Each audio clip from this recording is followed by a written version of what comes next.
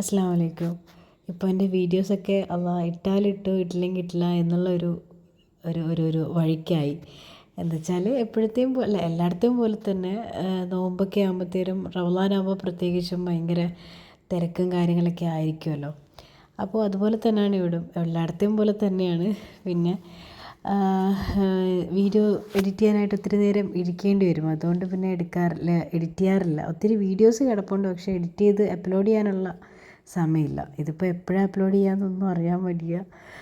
അപ്പോൾ ഞാൻ ഇന്ന് ആക്കാൻ പോകുന്നത് ഫുഡ് റെസിപ്പിയും അല്ല, നമ്മുടെ ഒരു സ്പെഷ്യൽ സർബത്തിൻ്റെ റെസിപ്പിയാണ്. ഇത് ഇവിടെ പൂവാർ എന്ന് പറയുന്ന സ്ഥലത്ത് ഭയങ്കര ഫേമസ് ആയിട്ടുള്ള ഒരു സർബത്താണ് കേട്ടോ. നമ്മുടെ നന്നാരി സർബത്തില്ലേ, നന്നാരി സർബത്ത്, പിന്നെ നുങ്ക്, പൈനാപ്പിൾ ഒക്കെ വെച്ചിട്ടുള്ളൊരു സ്പെഷ്യൽ സർബത്താണ്. പിന്നെ ചെറുപഴം ഒക്കെ ഇതിനകത്ത് വരുന്നുണ്ട്. ഭയങ്കര ടേസ്റ്റി ആയിട്ടുള്ള സർബത്താണ് കേട്ടോ. ഇത് പൈനാപ്പിളാണ്. ഒരു പൈനാപ്പിളിൻ്റെ പകുതി ഞാൻ നല്ല രീതിക്ക് കുനുകുനാന്ന് കട്ട് ചെയ്തെടുത്തതാണ്.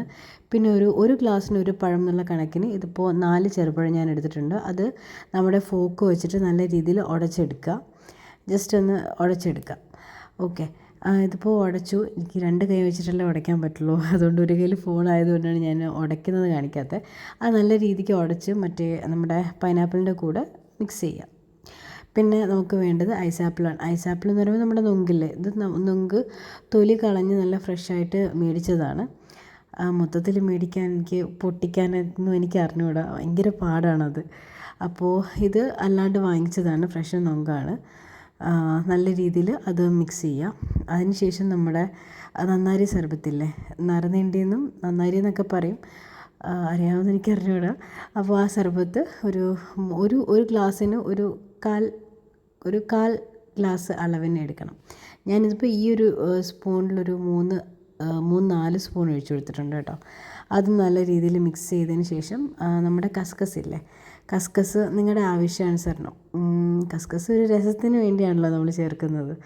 അപ്പോൾ കസ്കസ് എത്രയാണെന്ന് വെച്ചാൽ എത്രയാണ് വേണ്ടതെന്ന് വെച്ചാൽ അത് കുറച്ച് വെള്ളത്തിലിട്ട് അതിനെ വീർപ്പിച്ചതിന് ശേഷം നമ്മൾ ഇതിലോട്ട് ഇട്ട് കൊടുക്കുക. പിന്നെ നമ്മുടെ കുറച്ച് ഐസ് ക്യൂബ്സ് ഇട്ട് കൊടുക്കുക. കുറച്ചധികം, കാരണം ഈ ഒരു സർബത്തിന് നല്ല തണുപ്പ് വേണം കേട്ടോ.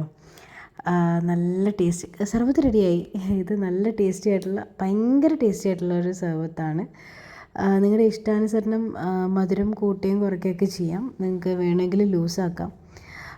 ഇച്ചിരി ഐസ് വാട്ടർ ഒഴിച്ച് നല്ല രീതിയിൽ തണുപ്പിച്ച് കുടിക്കണം. ഐസ് എത്രത്തോളം ആഡ് ചെയ്യാൻ പറ്റുമോ അത്രത്തോളം ആഡ് ചെയ്ത് ഈ സർബത്ത് ആക്കി കുടിക്കണം കേട്ടോ. പെട്ടെന്ന് വയറൊക്കെ ഫുള്ളാവും. നല്ല ടേസ്റ്റി ആയിട്ടുള്ള സർബത്താണ്. വളരെ സ്പെഷ്യലായിട്ടുള്ള സർബത്താണ്. പേഴ്സണലി എനിക്കും ഇവിടെ വീട്ടിലുള്ളവർക്ക് എല്ലാവർക്കും, ഉമ്മച്ചിക്കായിരുന്ന എല്ലാവർക്കും ഇഷ്ടമുള്ള സർബത്താണ്. നിങ്ങൾ ഒരു പ്രാവശ്യം ഒന്ന് ട്രൈ ചെയ്ത് നോക്കണേ. അസ്സലാമു അലൈക്കും.